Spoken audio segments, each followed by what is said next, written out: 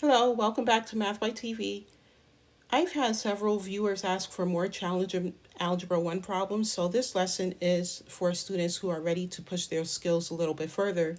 These problems do use Algebra 1 concepts you may already know, but they'll require you to think carefully about how to approach each one. So before I solve each challenge, pause the video and try it on your own, then come back and compare your solution with mine. Let's get started.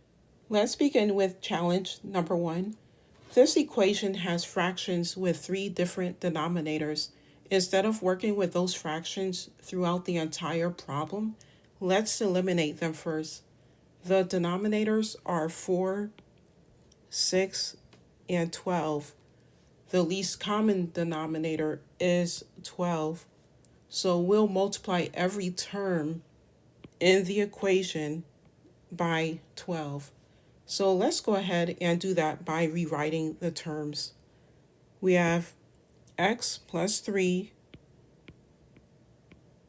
divided by 4 minus x minus 5 divided by 6 equals 7/12. Okay, so let's go ahead and multiply every term by 12. So the first term is being multiplied by 12. The second term is, as well as the third term. Now let's simplify. So of course, starting with the first term, we are dividing 12 divided by 4, which equals 3. So this becomes 3 times x plus 3.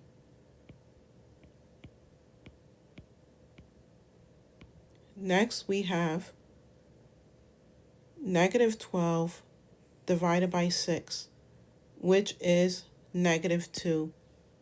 So this is negative 2 times x minus 5 equals, and of course 12 divided by 12 is simply 1, and so that leaves us with 7. Now, what we have to do here is distribute. So let's go ahead and do that. As you can see, we have 3 being distributed to x as well as to positive 3. So this becomes 3x plus 9. Now I want you to be careful with the second set of parentheses, okay?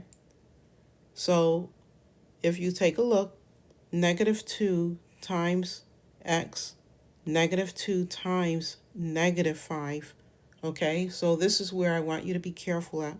So negative 2 times x is negative 2x, and negative 2, again, I'm pointing that out, negative 2 times negative 5 is positive 10. Okay, so we'll write positive 10 here and bring down your equal 7. Now let's combine like terms. So we have 3x minus 2x, which is simply x. And we have positive 9, positive 10, which is positive 19. So we have x plus 19 equals 7. Now what we're going to do here is we're trying to isolate x so we can undo positive 19 by subtracting 19 on both sides. So minus 19 minus 19. So as you can see here, x equals negative 12. And that is the final answer. Now, the key to this challenge was recognizing that clearing the fractions first makes the equation much easier to solve. So let's move on. For challenge number 2, we have a system of equations. Before we start solving, take a look at the coefficients of y. We have positive 2y in the first equation, negative 2y in the second equation. That tells us that elimination will be a very efficient method. So let's add the equations. So positive 2y and negative 2y cancel out. So when we add these equations, we have 8x equals 24. Solving for x, x equals 3. Remember, all we've done was divided by 8 on both sides to get x equals 3. So now we substitute 3 for x in either original equation. So I'm going to use the first equation.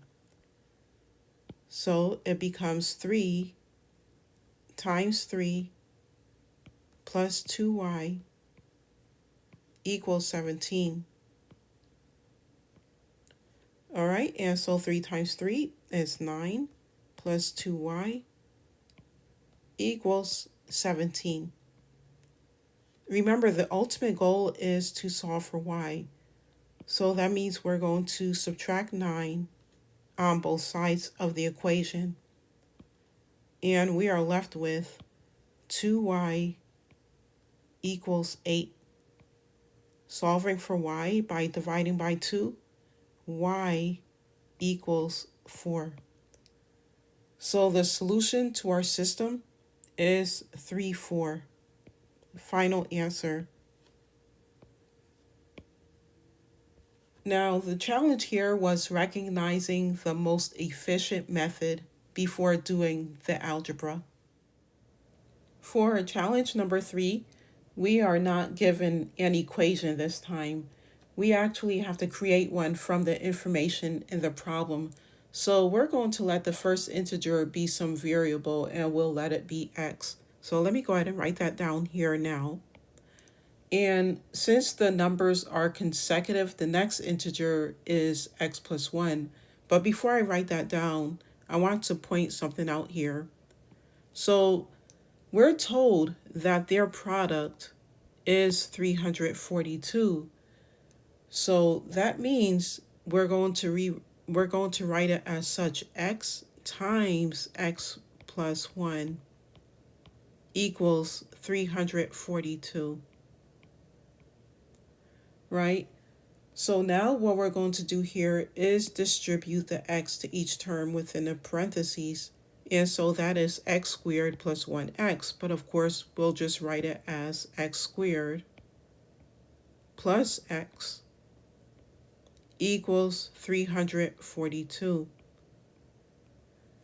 Now we have to move 342 to the left side. So we'll do that by subtracting 342 on the right and on the left. So minus 342 here as well.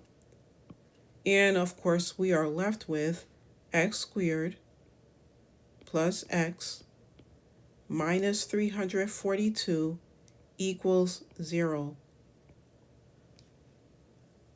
Now we need two numbers that multiply to negative 342 and add to positive 1. Those numbers are 19 and negative 18, because 19 times negative 18 is negative 342, and 19 minus 18 is equal to positive 1. So we'll write it as such. And that is x plus 19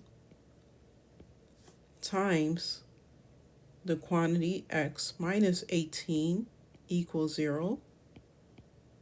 Set each factor equal to 0 and solve for x. We have x plus 19 equals 0. Solve for x. X equals negative 19. As x minus 18 equals 0. Solve for x. X equals positive 18. Now, what I want you to see is this. If x equals 18, the next integer is 19. Now, if x equals negative 19, the next integer is negative 18. So there are actually two possible pairs, and that is 18 and 19, and negative 19 and negative 18. Final answers. All right, so that's an important part of the challenge. If you stopped after finding 18 and 19, you missed another valid pair. All right, so let's go ahead and move on to challenge number 4. Let's begin with f of negative 2. So we're going to substitute negative 2 everywhere we see x. Let's do that right now. So of course, that will be f of x, which is negative 2, equals 2 times negative 2, and that is squared, minus 5 times negative 2 plus 3. And remember, negative 2 squared is positive 4. So that is 2 times 4, and negative 5 times negative 2 is positive 10. And bring down your plus 3. So of course we have 8 plus 10 plus 3, which equals 21. So that means f of negative 2 equals 21. So now let's find f of 3. So of course we're going to substitute. And f of 3 equals 2, and that is times 3 squared, minus 5 times 3 plus 3. All right, so of course 3 squared is simply 9. So we have 2 times 9. Negative 5 times 3 is negative 15.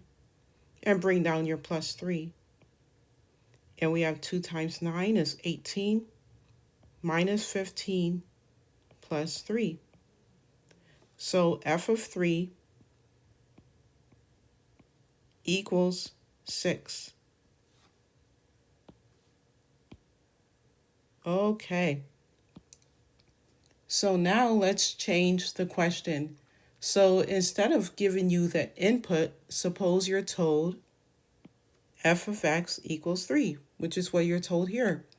That means we're going to rewrite the equation as 2x squared minus 5x plus 3 equals 3. All right. And so now we're going to subtract 3 on both sides. Okay. So the equation becomes 2x squared minus 5x equals 0. So now let's go ahead and use the zero product property. All right. Or actually, before doing that, I'm getting ahead of myself. We're going to factor out the x first, and then we'll use the zero product property. So of course, factoring out an x, we have x times 2x minus 5 equals 0. So as you can see, x equals 0, and then we're going to set 2x minus 5 equal to 0. So let's do that. So of course, we have x equals 0, and 2x minus 5 equals 0. And we're going to add 5 on both sides here. 2x equals 5. And of course, we're going to solve for x by dividing by 2 on both sides. So of course, when you do that, x equals 5/2. All right, so x equals 0 or x equals 5/2. All right, so let me say this. This challenge shows the difference between being given an input and finding an output, and being given an output and solving for the possible input. Hopefully that makes sense. Here's challenge number 5. With a piecewise function, don't immediately start calculating. What I want you to do first is determine which rule applies to the input. So let's go ahead and start with f of negative 4. And so we have f of negative 4 here, right? So what I want you to see is this. Since negative 4 is less than 0, we use 2x plus 1. So let's substitute. So of course we have 2 times negative 4 plus 1. And that is equal to negative 7. All right, so f of negative 4 equals negative 7. Okay, now let's find f of 2. So think about it. 2 falls between 0 and 3, so we use x squared. So of course, let's go ahead and substitute. And that is 2 squared. And let me change the color to black here. 2 squared, which is simply 2 times 2, equals 4. Therefore, f of 2 equals 4. Okay. So now what about f of 5? Let's find f of 5. And of course we know 5 is greater than 3, so we're going to use 7 minus x. Now let's substitute. And so that is 7 minus 5 equals 2. Therefore, f of 5 equals 2. All right. So now the important skill here is choosing the correct rule before substituting the value. All right, let's move on to challenge number 6. For challenge number 6, we have an absolute value equation. Remember that absolute value represents distance from 0. So if the absolute value of 4x minus 3 equals 13, the expression inside the absolute value can equal positive 13 or negative 13. And that gives us two equations. So first, that is 4x minus 3 equals 13. So what we're going to do is add 3 to both sides here. And of course, 4x equals 16. So 4x equals 16. And solving for x, we're going to divide by 4 on both sides. And x equals 4. Now solve the second equation. So that is 4x minus 3 equals negative 13. So of course here we're going to add 3. And that is 4x equals -10. And of course, we're going to divide by 4 on both sides. So that is x equals -10 fourths.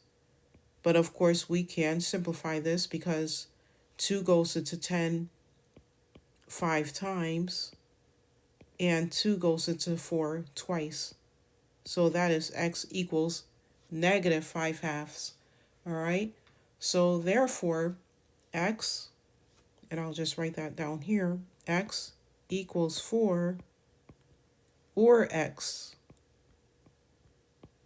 equals 5/2. -5/2, I mean. So let me just go ahead and give that a little bit more room. There we go. So that's -5/2. Okay. So the key is remembering that an absolute value equation like this can produce 2 solutions. Challenge number 7. And this says a population starts with 80 bacteria and doubles every 3 hours. How many bacteria are there after 12 hours? So, of course, the first thing we need to determine is how many times the population doubles. And of course, we're told that it doubles every 3 hours, right? And we're looking at a period of 12 hours. So it only makes sense for us to divide 12 by 3. And I'll just go ahead and write that here. 12 divided by 3 equals 4. Okay, so that means the population doubles 4 times. And of course, like we're told, we start with 80 bacteria. So we can write 80 times 2 raised to the 4th power. So 80 times 2 raised to the power of 4. And of course, according to order of operations, we're going to evaluate the exponent first.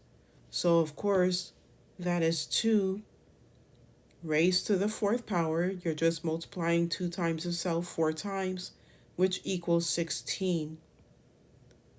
All right, so now we can go ahead and multiply. So we're going to multiply 80 times 16, and that equals 1,280. Therefore, there are 1,280 bacteria. So I'll just write that out, 1,280 bacteria. And that is the final answer here. So what I want to say is this. The challenge here is recognizing that the exponent is 4 because there are 4 doubling periods, and the exponent is not 12 simply because 12 hours have passed. All right, so let's go ahead and move on to challenge number 8. For challenge number 8, the word problem says the length of a rectangle is 5 feet longer than its width. The area is 84 square feet. Find the dimensions. So first of all, let's translate the information into algebra. So we're going to let the width be x since we don't know what it is. It's not given to us, right? Because it clearly says here the length of a rectangle is 5 feet longer than its width. What is that width? We don't know. So let's use the variable x in this situation. So x is the width. And of course, we're told that the length is 5 feet longer than its width. So that means the length is x plus 5. Now we do know that area equals length times width.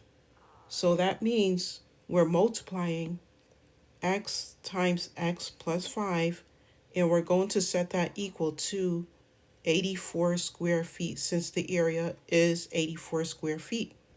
So let's go ahead and do that. So that is x times x plus 5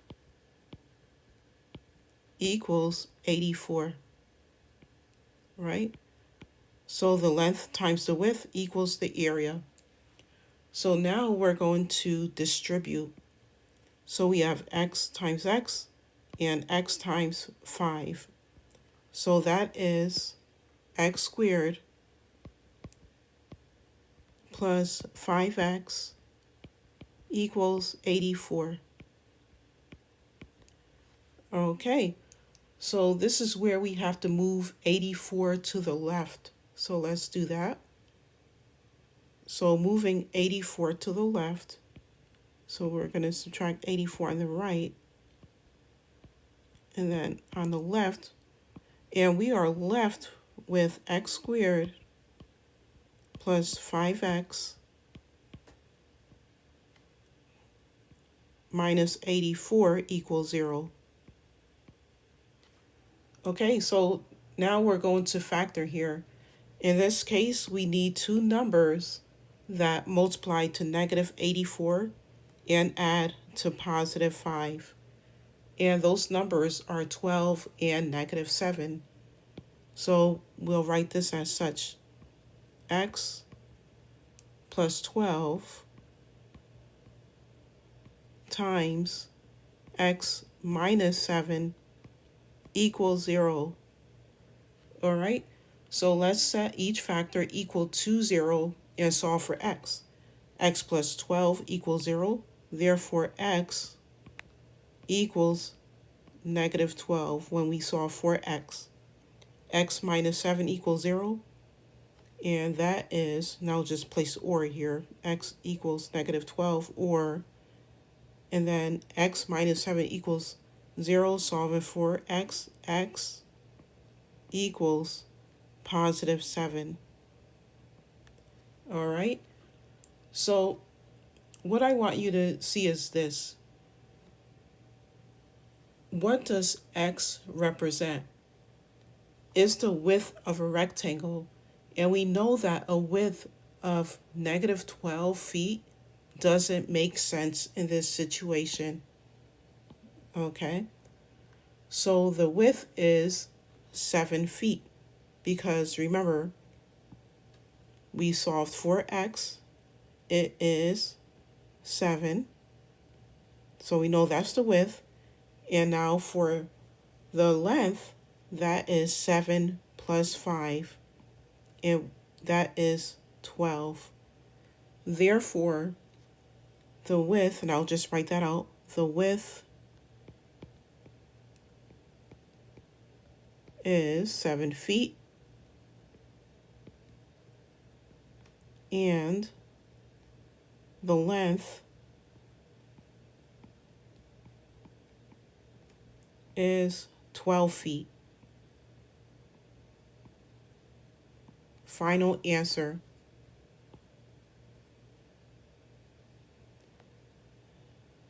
And something happened here. There we go. All right, so this challenge reminds us that we do have to interpret our mathematical answers in the context of the problem. Okay, so with that, let's move on to challenge number 9. Here we have to solve this quadratic. Now, this quadratic is more challenging to factor because the coefficient in front of x squared is not 1. So let's multiply the first coefficient and the constant, and that is 6 times negative 5. And 6 times negative 5 equals negative 30. Now, we need two numbers that multiply to give us negative 30 and add to give us negative 13. And those two numbers are negative 15 and positive 2. So let's rewrite the middle term. negative 13x as negative 15x plus 2x. So we'll rewrite 6x squared and rewriting that middle term as negative 15x plus 2x. Bring down your minus 5 equals 0. Okay, so now we group. So let's do that. We have 6x squared minus 15x, and we're grouping 2x minus 5. So now let's go ahead and factor each group. So with the first group, 6x squared minus 15x, we can factor out a 3x, and that is 3x times, and that is 2x minus 5. All right, and then we have plus, and we can factor out a 1 in this group here, so that is 1 times 2x minus 5, and set equal to 0. Okay, so I want you to notice something here. 3x times 2x gives us back the 6x squared. 3x times negative 5 gives us back the negative 15x. And then, of course, here, 1 times 2x is 2x. And 1 times negative 5 is negative 5. Okay, so now what I want you to do here is factor each group. So now you see that both terms contain 2x minus 5. Okay, so let's factor it out.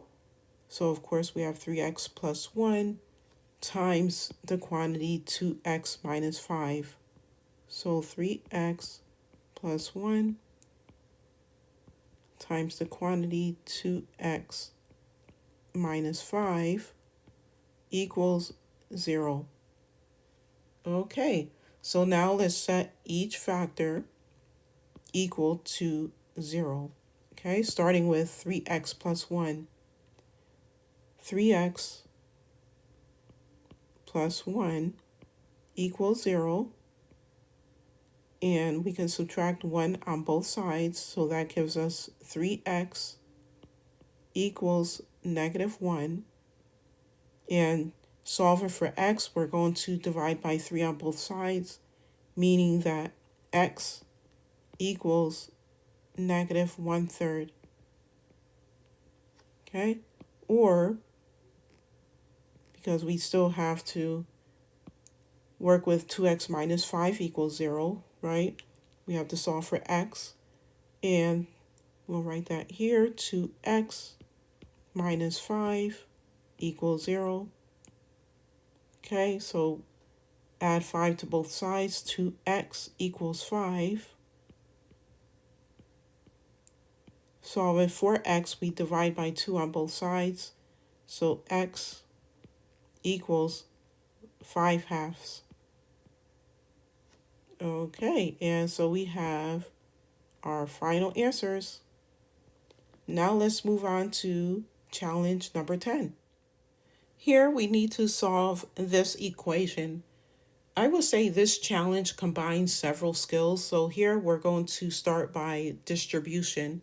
Okay, so that means we're going to distribute the 3 to both terms within the parentheses here, and the negative 2 to each term within the parentheses here. So let's go ahead and do that. We have 3x minus 6 minus 2x minus 10. Bring down your equals 7. The next step here is to combine like terms. So we're combining 3x and minus 2x, which leaves us with x. And of course, we're going to combine negative 6 and negative 10, which equals negative 16. Set that equal to 7. Now all you have to do is solve for x. You can do that by undoing the subtraction, so minus 16. You can undo that by adding 16 to both sides, and x equals 23. final answer.